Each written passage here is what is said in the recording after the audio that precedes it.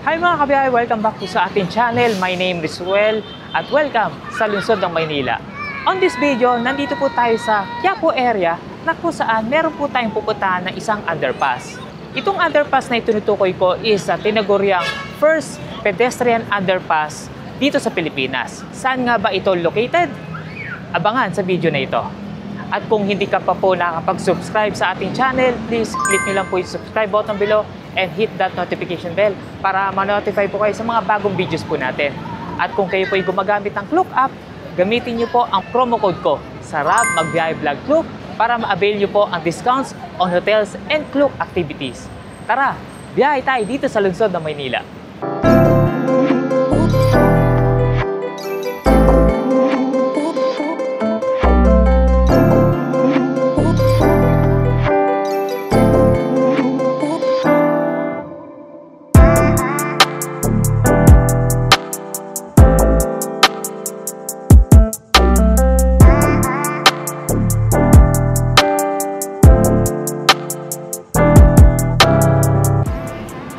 Mga kabiyahe, so nandito po tayo sa Quiapo area. Ayan, nasa likod ko, yan po yung very iconic and famous na church dito po sa lungsod ng Maynila. Ito po ang Quiapo Church.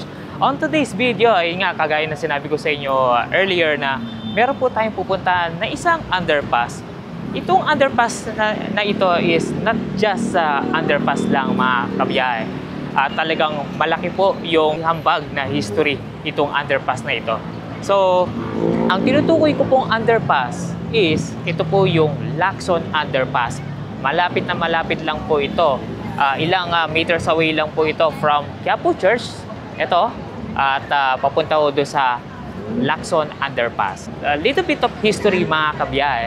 Itong Lacson Underpass is unang kinonstruct po ito noong 1962. Ito po yung isang proyekto ng dating mayor ng lungsod ng Maynila. Ito po si Mayor Arsenio Lacson. So, isang proyekto po niya ito noong 1962, but unfortunately, noong 1962 is nag-pass away po si Mayor Lacson. But, ang kinagandaan po niyon is pinagpatuloy naman po ng kanyang successor na si Gat Antonio Villegas, itong proyekto na ito. So, from 1962 hanggang sa may open po ito noong 1964 sa public. So ngayon, ang gagawin po natin is pupuntahan po natin itong Lacson Underpass at kakamustahin po natin kung ano na po ang itsura at ano po ang pwede nating makita po dito. So ngayon, sige, mag-uumpisa na po tayong maglakad. So ito ang pinaka-point A po natin dito sa Quiapo Church. So ayan po ang very iconic na Quiapo Church. Maglalakad na po tayo.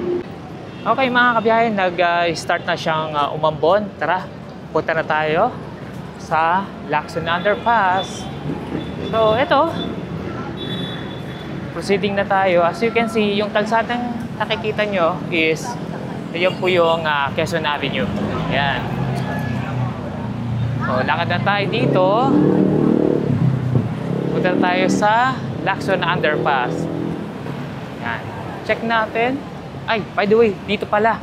Talagang nalito na ako dahil kasi matagal-tagal na rin ho akong hindi nakapasok po dito sa Lacson Underpass. Again, ito po yung starting point natin, yung Quiapo Church. Yan. Tingnan natin kung kamusta na ba at ano ang itsura ng Lacson Underpass. So, lakad lang tayo. Itong Lacson Underpass, mga kabiyahe, is maraming entrance and exit po ito. Hindi lang ito yung itong papasukin po natin. So, ito. Sige, pasok muna tayo. Ito na. Okay. So, dito.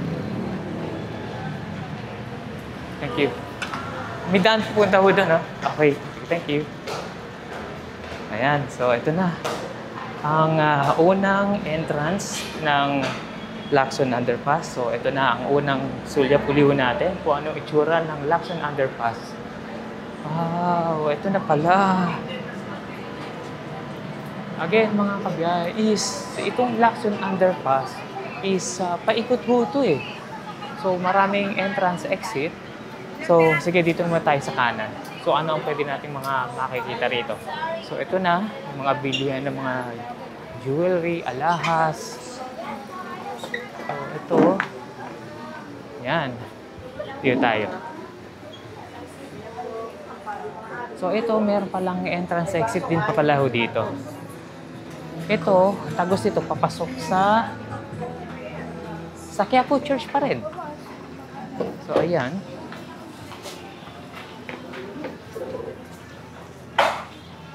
Okay. Sige, akit lang tayo dito. Tingnan natin para makita natin at maipakita ko rin sa inyo ang itsura. Okay. Ay, so ito palabas ng Quiapo Church, tama. Sa gilid ng Quiapo Church. So, sige, baba lang uliho tayo. So, ayan.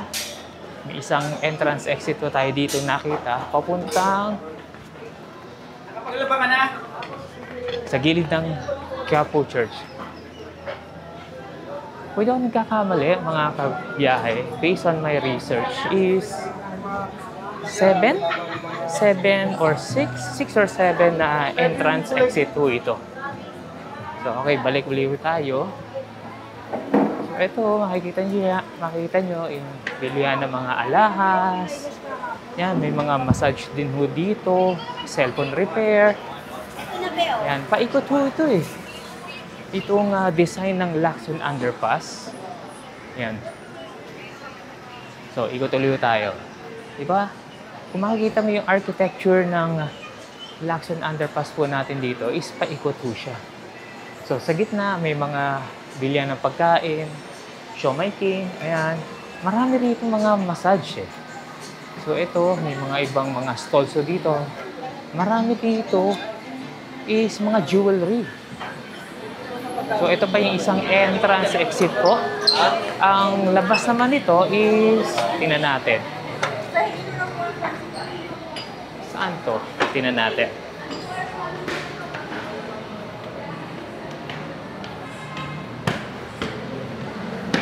Para maipakita ko sa inyo, mga kabiyahe, in case na gusto yung pumunta ho dito sa Lacson Underpass. Okay, sa Quezon pa rin, yan, papuntang, yung paakit na tuloy niya, papuntang Quezon Bridge, tapos papuntang Loton. So, ayun. So, andun pa rin yung Quiapo Church. Okay, sige, baba tayo. Kapag kumanan na ho tayo dito, papuntang Hidalgo to Echagüe. Yan. Yan po, makikita nyo na may mga signage. Pag kumanan tayo, Hidalgo to Echagüe. So, kanan tayo. Again, ito po uli ho kayo. Anong itsura ng Lacson Underpass? Okay, habang naglalakad tayo, magbibigay uli ako ng a little bit of history about sa Lacson Underpass. Lakad lang tayo. Yes, sir. Noong unang bahagi ng 2014, isinara ang Lacson Underpass para sa pagsasaayos sa ilalim ng administrasyon ni Mayor Joseph Estrada. Pumasok sa isang kasunduan ang pamahalaang lungsod kasama ang Widescope Property Management, ang may-ari ng Victory Malls shopping chains, para sa pagre-renova. Ilan sa mga pagbabagong ginawa ay ang bagong air conditioning system, ilaw, inayos ang mga palikuran, at ang bagong commercial stalls. Pinangalanan muli ang underpass bilang Victory Lacson Underpass, kung saan nakuha ng Widescope ang karapatang pamahalaanan ang underpass at ang retail space nito sa loob ng 25 years bilang bahagi ng kasunduan sa pamahalaang lungsod ng Maynila. Muling binuksan ang underpass noong October 2014. Okay, dun tayo. Yan. So, to Echagüe, pag kumanan uli naman ho tayo dito, papunta namang Carriedo to Paterno. Yan. Yan, oh. Makita nyo na may mga signage dito.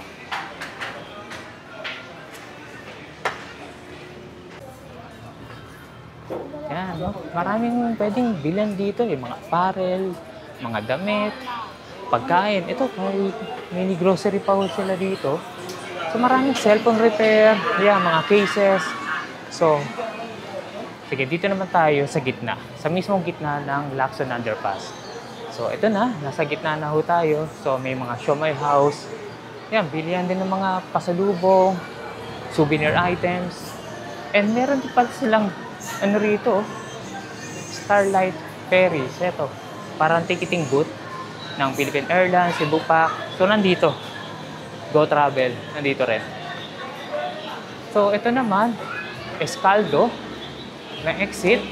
And meron din silang mga public toilet po dito. So, ayan.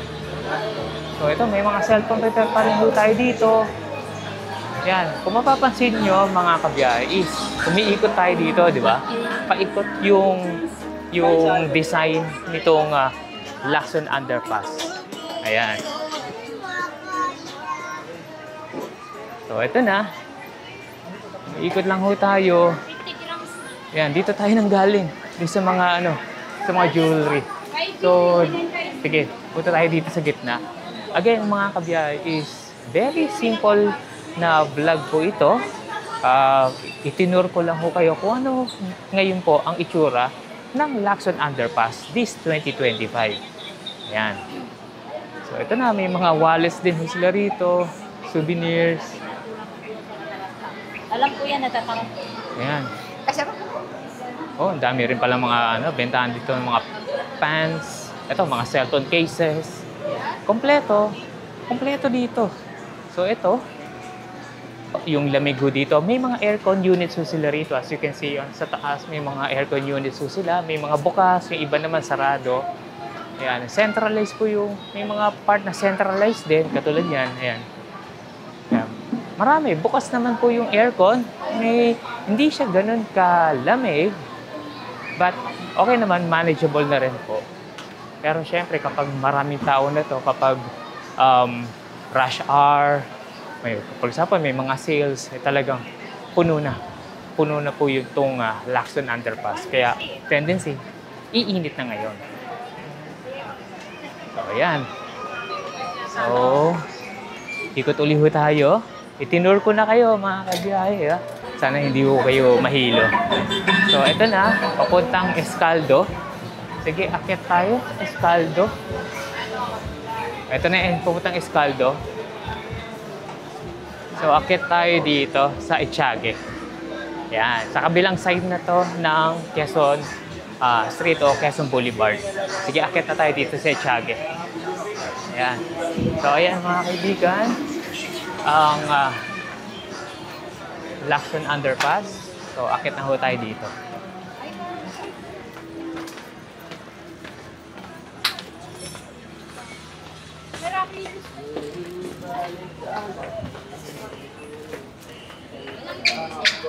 Yan. So, ito na. Palabas na tayo ng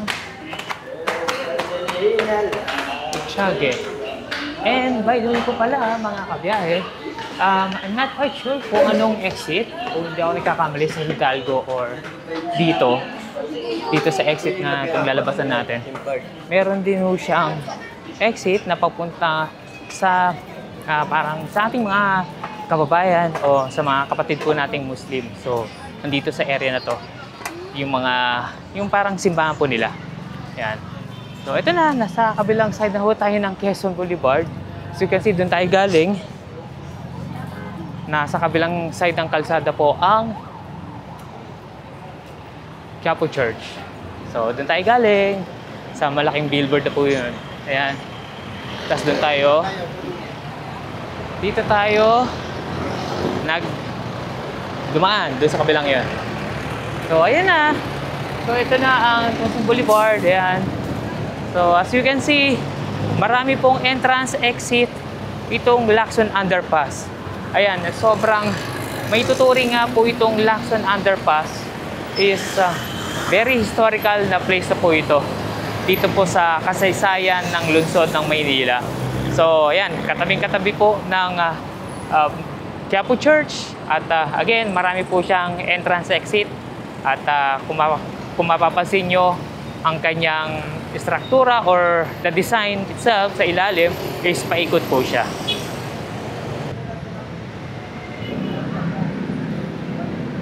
And we're back here sa Quiapo Church at kung saan dito po tayo nag-start kanina at yun, i-tour ko na po kayo o nai-walk tour ko na po kayo sa ilalim po ng Lacson Underpass.